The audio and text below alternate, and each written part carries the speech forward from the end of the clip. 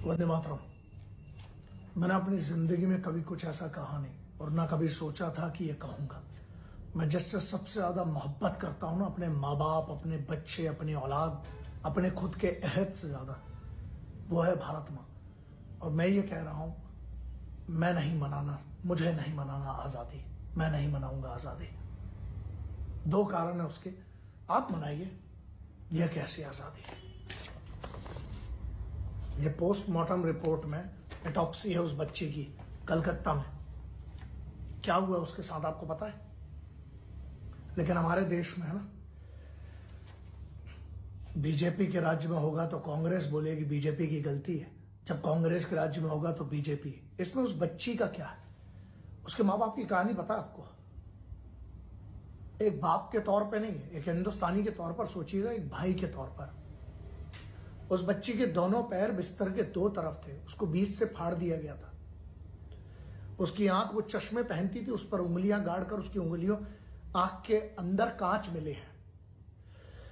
उस बच्ची का हाथ टूटा हुआ था, खून आ रहा था नाखूनों से, टुकड़ों में उसकी हड्डियां थी। उसके माँ बाप ने जब बोला कि हमें बच्ची की सिर्फ लाश दिखा दो, कैसे? आज हमारा एक बच्चा शहीद होता है कश्मीर के अंदर, एक कैप्टन दीपक। आजादी मैं नहीं मना रहा। किस बात की आजादी? आप मनाइए, आपको जश्न मनाना है। मेरे 3 इवेंट थे, जिसमें से एक में कम से कम लाख लोग आते हैं। पिछली बार भी आए थे, कल भी आते। मैं कैसे मनाऊं?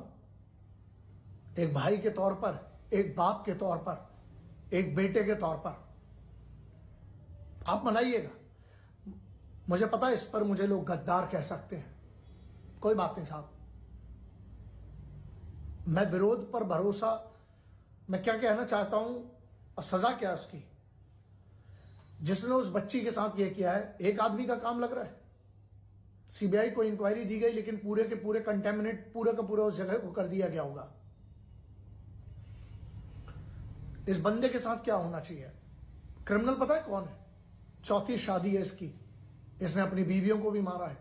इसके पहले भी बहुत सारी, मैं उस पर नहीं जा रहा हूं। सिर्फ एक बात, आप अपना दायित्व तो देखिए। एक मर्द आप कहते हो अपने आप को, मैं जिम्मेदार हूं इसका, मैं मानता हूं, मैं गिल्ट में हूं।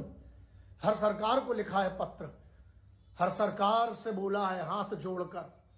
1999 से आज तक सिर्फ एक ही मांग करते आ रहा हूं, हर बेटी की ट्रेनिंग कराइए साहब। उस बच्ची की क्या गलती थी? हिंदुस्तान का सबसे बड़ा एग्जाम क्रैक किया उसने। निर्भया होता है तो कुछ दिन के लिए कैंडल जलती है, कुछ दिन के लिए हम झांकते हैं, उसके बाद सब मुर्दे, सांस लेती हुई लाशें फिर शहरों में घूमने लगती हैं। क्योंकि मैं ये कह रहा हूं कि मैं नहीं मनाऊंगा आजादी, मुझे नहीं मनाना, तो लोग गद्दार भी लिख सकते हैं, कोई बात नहीं। आपके हिसाब से हूं, चलेगा। ये बात सदियों बाद या कुछ सालों बाद आप याद रखिएगा जो मैं आज कह रहा हूं। आजादी का मतलब, जब मैं वंदे मातरम कहता हूं ना, आज मेरे अंदर जितना गुस्सा है, मैं सिर्फ नहीं निकाल सकता। अपनी बेटी को देखिएगा घर में, अपनी बहन को देखिएगा जिसने राखी बांधी है, या उस बूढ़ी मां को जो घर में अकेले। और क्या मैं पहली बार विरोध कर रहा हूं कि वहां ममता दीदी की सरकार है इसलिए? उत्तर प्रदेश में किसकी थी? या जब है अभी, जब चाहे वो बरेली में कांड हुआ हो, चाहे दिल्ली में किसकी सरकार? ये तो सरकारें अलग अलग है ना। हम कैसे किसी सरकार के हो गए? इस बात को कह के केंद्र सरकार से हाथ जोड़ जोड़ के राज्य सरकारों से इतने सालों से कह रहा हूं, मैं तो फ्री में ट्रेनिंग देने के लिए तैयार हूं इन बच्चियों को। अगर वो बच्ची की ट्रेनिंग हुई होती आत्मरक्षा की, तो क्या उस बच्ची के साथ ये होता? लेकिन नहीं, सिर्फ मुद्दे होंगे तब आप कहिएगा, उसके बाद फिर चुप हो जाइएगा, क्योंकि आपके घर का कोई नहीं गया ना। आप हिंदू मुस्लिम करते हैं इस पर, आपसे किसाई करते हैं आप इस पर, क्या सिर्फ उस बच्ची के बारे में? उसके मां बाप को जो डेड, पोस्टमार्टम का मतलब पता है? उस बच्ची की चेहरा नहीं देखा होगा। सिर्फ इतना सोचना, आपकी बहन बेटी के साथ होता। मैं नामर्द नहीं हूं, मुझे मिल जाए ना तो मैं उसके साथ क्या करूंगा ये मेरी भगवती मैं जानता हूं। लेकिन सिर्फ इतना सा प्रश्न है, क्या ये आजादी है? इस देश की बेटियों के साथ जो हो रहा है, जो भी हुआ है, उसके बाद एक हमारा 26 साल का बच्चा शहीद होता है और हम आजादी का जश्न मनाएं? किस बात का? मुझे मत विश कीजिएगा, मुझे मत विश कीजिए, मैं नहीं मनाने वाला हूं। मैं चाहता हूं और बेहतर हालात हों। मैं बहुत अपने आप को रोक कर थाम के, मुझे ये वीडियो करने के पहले भी, क्योंकि मैं वो विजुअल सोच सकता हूं जो हुआ होगा। क्या है पता है कितने प्रकार से चोट हुई है, उसकी ऑटोप्सी पड़ी है, ये मांगती उसका पेपर। और ये बच्ची ने क्या किया, अच्छी खासी पढ़ाई करके एक अच्छे परिवार से टॉपर थी वो, पूरी जिंदगी हर चीज सही किया उस बेटी ने। बस रात को 36 घंटे की ड्यूटी में से ऊपर गई थी थोड़ा सा आराम करने के लिए। और ये एक आदमी नहीं है, बहुत सारे होंगे। और तुम भी बलात्कारी हो, तुम भी जिम्मेदार हो, क्योंकि जब ऐसा कुछ होता है तब आप चुप रहते हैं।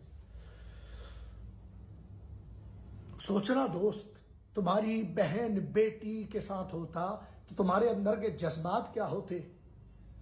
इसमें पार्टी मत ढूंढो, अरे बीजेपी कांग्रेस आम आदमी सब मिलके, कानून वाली बात नहीं है, सजा कब मिलेगी।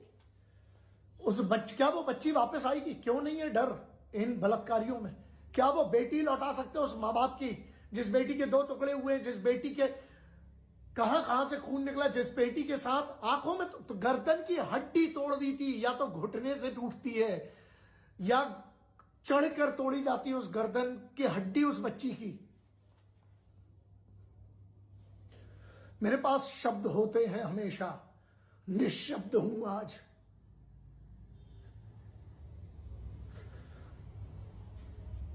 साहब मैं नहीं मना सकता हूं आजादी, मुझे माफ करिएगा, आप मनाइए, मैं नहीं मना सकता हूं आजादी। आपको आपकी आजादी मुबारक। चाहता हूं आजादी वो हो जब एक बच्ची 3 बजे रात को जैसा चाहे अपने कपड़ों को पहन के वैसा घूम सके। आपको आपकी आजादी मुबारक वतन। माफी चाहता हूं भारत मां कि मैं इस बात की आज माफी चाहता हूं कि मैं आजादी नहीं मना पाऊंगा।